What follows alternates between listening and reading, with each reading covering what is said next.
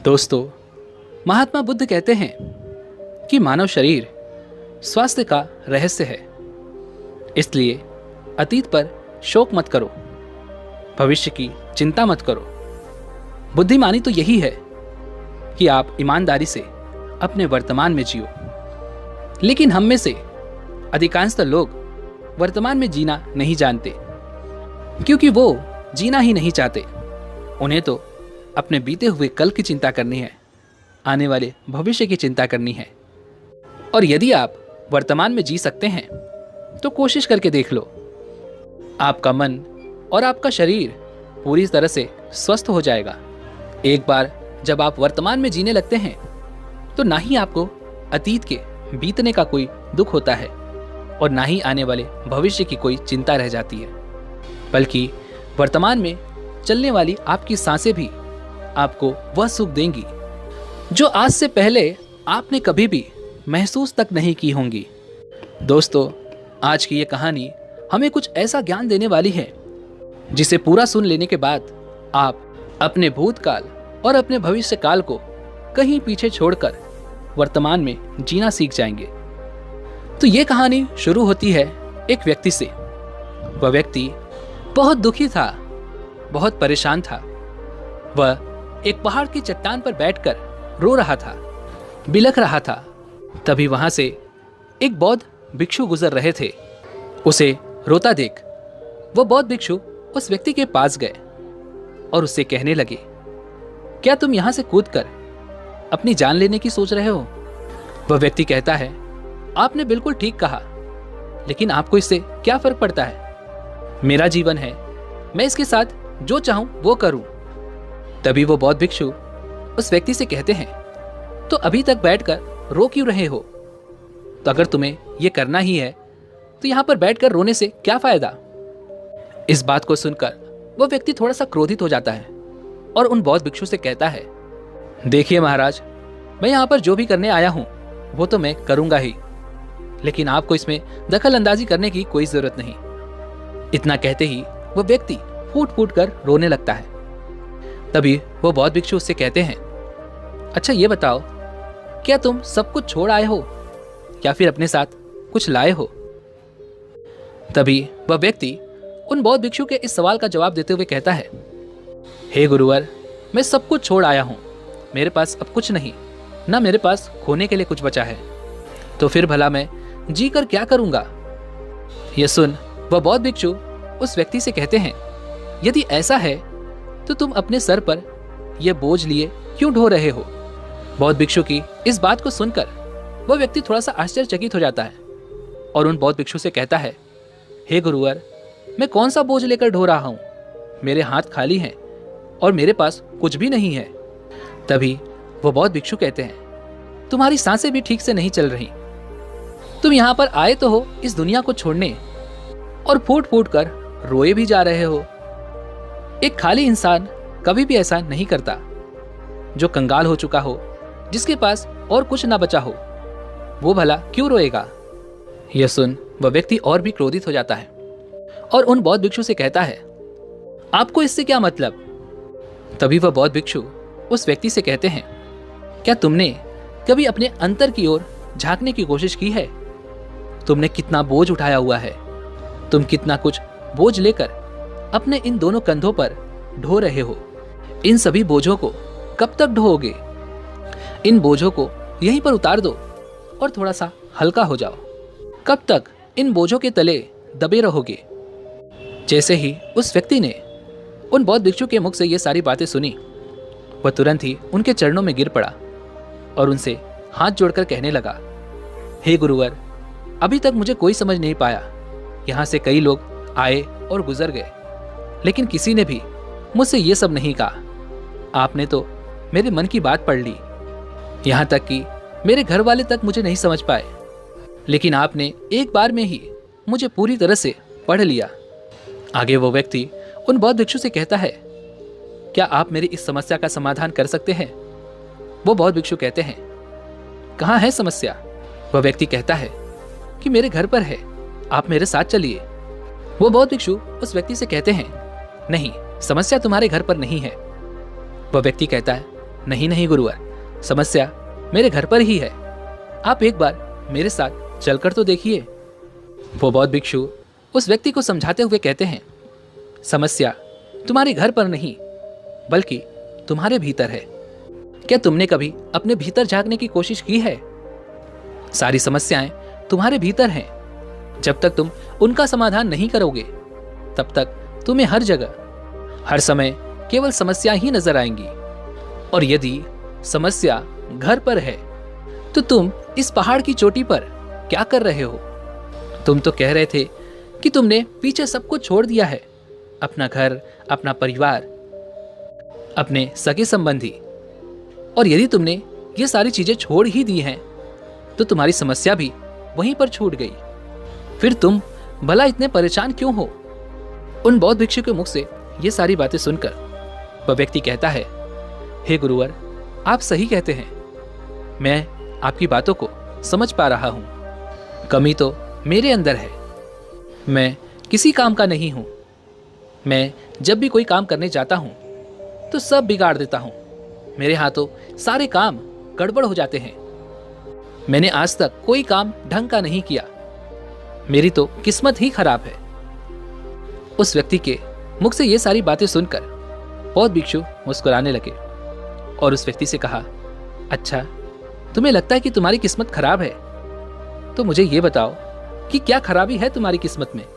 तभी वह व्यक्ति उन बौद्ध भिक्षु से कहता है, हे गुरुवर, मुझे व्यापार करना था और व्यापार करने के लिए धन चाहिए था। तो मैंने अपने परिवार से थोड़ा सा धन लिया और उसी धन से मैंने अच्छा सा व्यापार खड़ा किया। लेकिन मेरा व्यापार ज्यादा समय तक नहीं चल सका। शुरू में मेरे परिवार वालों ने मेरा पूरा साथ दिया और तब तक सब कुछ ठीक भी चल रहा था। लेकिन धीरे धीरे मुझे मेरे व्यापार में नुकसान होने लगा और यह सब देख मेरे परिवार वाले मुझसे नाराज हो गए और मुझसे दूर चले गए। मैं तो चाहता था कि मैं अच्छा व्यापार करूं, अच्छा धन कमाऊं, ताकि मैं अपने परिवार को संभाल सकूं, उन्हें वो हर सुख सुविधा दे सकूं जो वो चाहते हैं। मैं तो सब उन्हीं के लिए कर रहा था। लेकिन वो लोग मुझे समझ नहीं पाए और मुझे ही इसका जिम्मेदार ठहराते हैं। और मुझे भी यही लगता है कि मैंने गलत किया, क्योंकि मेरा भी एक मित्र है और उसने भी मेरे साथ में ही व्यापार शुरू किया था। लेकिन उसका देखो, उसका व्यापार बहुत अच्छा चल रहा है। वह जब भी मेरे घर आता है तो अपने अच्छे व्यापार की बातें अवश्य बताता है। वह हमेशा यह कहता रहता है कि किस तरह से उसने अपने दम पर इस व्यापार को खड़ा किया है और उसे चलाने में भी वह सक्षम है। किस तरह से उसने जी तोड़ मेहनत की और अपने व्यापार को उन ऊंचाइयों तक ले गया। यह सब सुन मेरे परिवार वाले भी मुझसे कहते हैं, देख, वो तेरा मित्र है, वह अपने व्यापार को कहां से कहां ले गया और तूने तो हमारी जमा की हुई पूंजी भी गंवा दी, हमारा नुकसान करा दिया। मेरे परिवार वाले मुझसे हमेशा ये कहते रहते हैं कि तेरे बस का कुछ नहीं। इन तानों को सुन सुनकर मैं बड़ा परेशान हो चुका था। इसलिए मैंने कर्जे लिए और नया व्यापार खड़ा किया। लेकिन वहां पर भी मुझे मुंह की खानी पड़ी और मेरा व्यापार पूरी तरह से चौपट हो गया। अब तो हालत यहां तक आ चुकी है कि मेरा घर भी अब गिरवी पड़ा हुआ है। अब आप ही बताइए मैं क्या करूं? तभी वह बौद्ध भिक्षु उस व्यक्ति से कहते हैं, अच्छा, तुम्हें यह पता है कि तुम्हारा मित्र तुम्हारे पास क्यों आता था? तभी वह व्यक्ति कहता है, हाँ, मुझे अच्छी तरह से पता है। वो मुझे मेरे घर वालों के सामने नीचा दिखाने आता था, मेरी बुराई करने आता था। वह ये जताने आता था कि वह मुझसे व्यापार में कहीं गुना अच्छा है, श्रेष्ठ है। वह चाहता है कि मैं उसकी सफलता देखकर दुखी रहूं, तड़पता रहूं और परेशान रहूं। तभी वह बौद्ध भिक्षु उस व्यक्ति से कहते हैं, क्या तुम उसके व्यापार को देखकर सच में दुखी रहते थे? वह व्यक्ति कहता है, हाँ, इतना अच्छा उसने व्यापार खड़ा किया है और मेरा व्यापार चौपट हो गया, तो ये देखकर मुझे तो दुख होगा ही, मुझे तो जलन होगी ही। तभी वह बौद्ध भिक्षु उस व्यक्ति से कहते हैं, तुम्हें दुख किस बात का था, अपनी असफलता का या फिर अपनी दोस्त की सफलता का?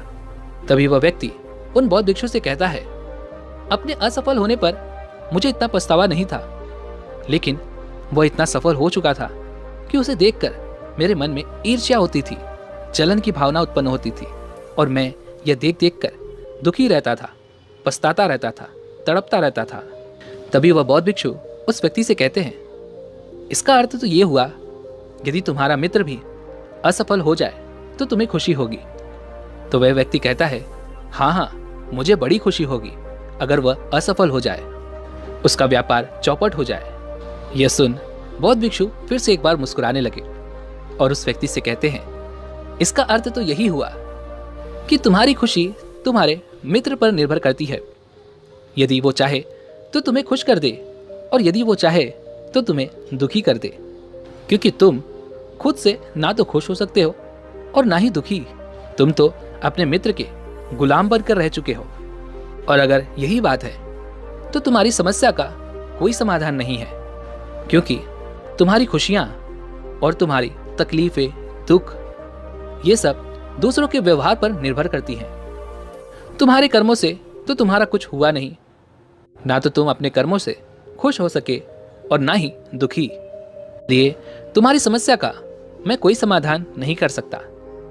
तभी वह व्यक्ति उन बौद्ध भिक्षु से कहता है, हे गुरुवर, ऐसा मत कहिए, मुझे आपसे बहुत आशा है, क्योंकि आप ही वो हैं जिसने मेरे अंदर की तकलीफों को पढ़ा है, उसे जाना है, उसे समझा है। आपसे मैं विनती करता हूं कि मेरी इस समस्या का समाधान मुझे बताइए। तभी वो बौद्ध भिक्षु उस व्यक्ति से कहते हैं, जब हम दूसरों से आशा बांध लेते हैं तब हम दूसरों पर पूरी तरह से निर्भर हो जाते हैं। अगर मैं तुम्हें कोई भी रास्ता ना बताऊं, मैं तुम्हें तुम्हारी समस्या का समाधान ना दूं, तो तुम इसी तरह से दुखी रहोगे, रोते रहोगे, बिलखते रहोगे। और अगर मैं तुम्हें कोई रास्ता बता दूं, मैं तुम्हें कोई समाधान बता ही दूं, तो हो सकता है कि तुम्हें कुछ मिल जाए।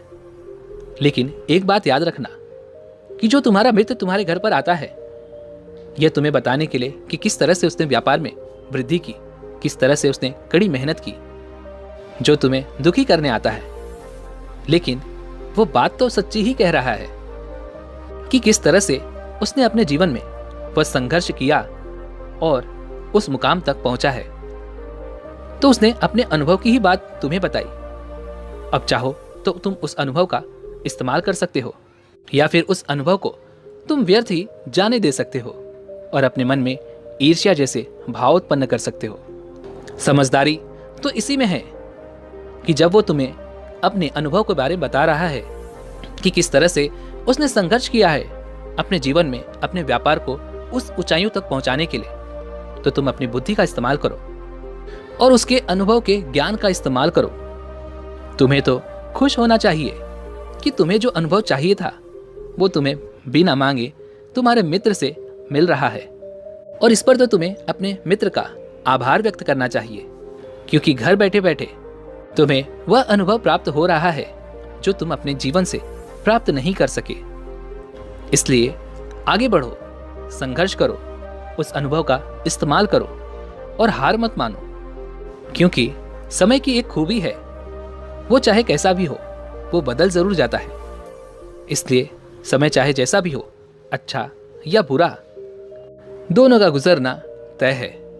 लेकिन सबसे जरूरी यहां पर समझने वाली बात यह है कि इन दोनों वक्त को देखने के लिए तुम्हारा जीवित रहना आवश्यक है, और जब तुम्हारा अच्छा वक्त शुरू होगा तुम अपने संघर्ष से अपने व्यापार को खड़ा करोगे और अपने व्यापार को उन ऊंचाइयों तक ले जाओगे, तब वही तुम्हारे मित्र अपनी सफलताओं की नहीं बल्कि असफलताओं की गाथा गाएंगे, ताकि तुम उन्हीं की तरह कोई गलत निर्णय लो और तुम उन्हीं की तरह बर्बाद हो जाओ। तो यहाँ पर तुम्हें अपनी बुद्धि का इस्तेमाल करना होगा। तुम्हें उनकी बातों पर ध्यान न दे करके बल्कि अपनी बुद्धि का प्रयोग करना होगा, क्योंकि उस समय वह तुम्हें सुखी नहीं बल्कि दुखी करने आएंगे, क्योंकि उसे भी तुम्हें दुखी देखकर उतना ही मजा आएगा जितना कि तुम्हें उसे दुखी देख कर आएगा। यह सुन वह व्यक्ति उन बौद्ध भिक्षु से कहता है, हे गुरुवर, आप बिल्कुल ठीक कह रहे हो। मेरे जीवन को मैं नहीं चला रहा, बल्कि मेरे सगे संबंधी और मित्र चला रहे हैं, जो मेरे जीवन में सुख और दुख भरे जा रहे हैं। लेकिन मेरा यहाँ पर एक प्रश्न है। जब मैंने व्यापार खड़ा किया था तो मेरा उद्देश्य यही था कि मैं अपने परिवार को सुखी रख सकूं, उन्हें वो सुख सुविधाएं दे सकूं। तो क्या अपने परिवार के लिए सोचना गलत है? मैं तो अपने परिवार के लिए ही सब कुछ कर रहा था, लेकिन व्यापार में नुकसान होने के बाद वह परिवार भी मुझे छोड़ गया। इस पर बौद्ध भिक्षु मुस्कुराने लगे। तभी वह व्यक्ति कहता है, अब इसमें मुस्कुराने वाली बात क्या है? क्या मैंने कोई गलत प्रश्न पूछ लिया? तभी वो बौद्ध भिक्षु कहते हैं, नहीं, हर व्यक्ति यह चाहता है कि कोई उसकी गलती पर उसे सांत्वना दे, और तुम भी वही चाहते हो। हर कोई यही चाहता है कि जब वो कुछ करें तो उनकी प्रशंसा की जाए, और जब हमें प्रशंसा नहीं मिलती तो हमें भीतर ही भीतर बड़ा दुख होता है। हमारे मन को एक ठेस पहुंचती है, और तब हमारे मन में ये भाव उत्पन्न होने लगता है कि इस दुनिया में सभी मतलबी हैं, सभी अपने मतलब के लिए जीते हैं, सभी अपने मतलब के लिए काम करते हैं, और सभी हमारे साथ अपने मतलब के लिए ही रहते हैं। लेकिन अगर तुम किसी को अपना परिवार मानते भी हो और अपने उस परिवार के लिए कुछ करना चाहते हो, तो फिर तुम्हें ऐसा क्यों लगता है कि तुम दूसरों के लिए कर रहे हो? तुम तो अपने लिए ही कर रहे हो ना। अगर तुम्हें लगा कि तुम दूसरों के लिए कर रहे हो तो तुम जीवन भर दुखी ही रहोगे, और जब तुम्हें लगेगा कि तुम अपने लिए कर रहे हो तब तुम्हें एक अजीब खुशी प्राप्त होगी और तुम हमेशा खुश रहोगे। और जब तुम अपने कार्यों को बेहतर से और बेहतरीन करने में लगे रहोगे तो तुम्हें किसी की सांत्वना की भी कोई जरूरत नहीं पड़ेगी। तभी वह व्यक्ति उन बौद्ध भिक्षु से कहता है, हे गुरुवर, मुझे आपकी बात समझ में आ गई। अब तक मेरी किस्मत दूसरों के हाथों में थी, वो उसमें जैसे रंग चाहें सुख के या दुख के भर दिया करते थे। लेकिन अब से मैं अपनी किस्मत अपने हाथ में रखूंगा, और फिर चाहे ये अच्छी हो या खराब, मैं हार नहीं मानूंगा। आखिर में वह व्यक्ति उन बौद्ध भिक्षु से कहता है, हे गुरुवर, आपकी सारी बातें तो मैं समझ गया, लेकिन क्या आप मुझे कुछ दे सकते हैं जो मेरे जीवन के सबसे बुरे वक्त में मेरा साथ दे सके, मेरा साथ निभा सके? यह सुन वो बौद्ध भिक्षु उस व्यक्ति को एक छोटा सा बक्सा देते हैं और कहते हैं, यह मेरे बहुत करीब है और इसे तुम्हें अपने बहुत करीब ही रखना होगा। इसमें एक ऐसा राज है जो तुम्हें बड़े से बड़े दुखों से बाहर निकाल सकता है, बड़ी से बड़ी विपत्तियों से छुटकारा दिला सकता है। और इसे तुम सिर्फ तभी खोलना जब तुम्हें लगे कि अब कोई राह नहीं बची है, जब तुम्हें यह लगने लगे कि सब कुछ व्यर्थ है, मैंने जो बातें कही हैं वो भी व्यर्थ है, यह दुनिया भी व्यर्थ है, यहाँ रहना भी व्यर्थ है। इतना कहकर वह बौद्ध भिक्षु उस बक्से को उस व्यक्ति को थमा देते हैं और फिर वहां से चले जाते हैं। वह व्यक्ति उस बक्से को लेकर वापस अपने घर आता है और फिर एक नया कारोबार शुरू करता है। अब की बार वह कारोबार में हार नहीं मानता और उसका कारोबार बहुत अच्छा चल पड़ता है। उसका कारोबार चलने के कारण अब उसका परिवार भी उसके साथ आ चुका था। उसके पास अब हर सुख सुविधाएं भी हो गई थी। अब वो ना तो भूतकाल का रोना रोता था और ना ही भविष्यकाल की चिंता करता था। वो तो केवल अपने वर्तमान को और ज्यादा बेहतर बनाने की कोशिश में लगा रहता था। लेकिन समय हमेशा बदलता रहता है। जिस तरह से बुरा समय हमेशा नहीं रहता, ठीक उसी प्रकार अच्छा समय भी हमेशा नहीं रहता। उस व्यक्ति के जीवन में एक बार फिर से अच्छा समय समाप्त हो चुका था। वह जिस राज्य में रहता था उस राज्य पर पड़ोसी राज्य ने चढ़ाई कर दी थी और पूरा राज्य तबाह कर दिया था। उसका व्यापार भी पूरी तरह से तबाह हो चुका था। वह परिवार के साथ दर दर की ठोकरें खाने लगा। उसे यहाँ से वहाँ भागना पड़ा, यहाँ तक कि उसके पास खाने पीने के लिए भी पैसे नहीं बचे थे। भूख से उसके माता पिता ने दम तोड़ दिया और वह अपनी पत्नी और छोटे भाई के दोनों बच्चों को लेकर इधर उधर भटकता रहा। वह दोनों बच्चे बीमार पड़ चुके थे और अब उसके पास उनके इलाज के लिए भी पैसे नहीं थे।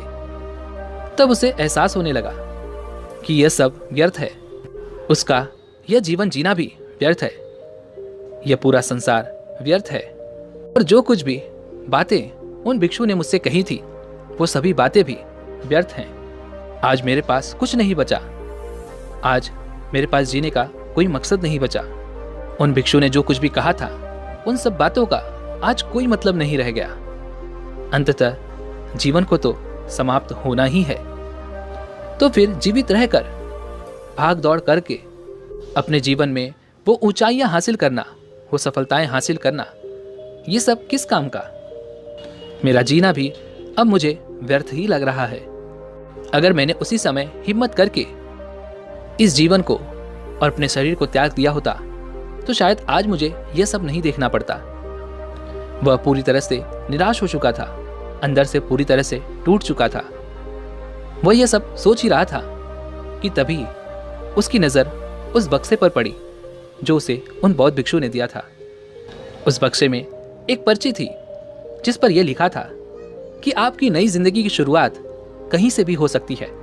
आपके पास सोने का सिक्का हो ना हो, लेकिन आपके पास वो हिम्मत तो है, तो कुछ ना कुछ अवश्य ही कर लेंगे।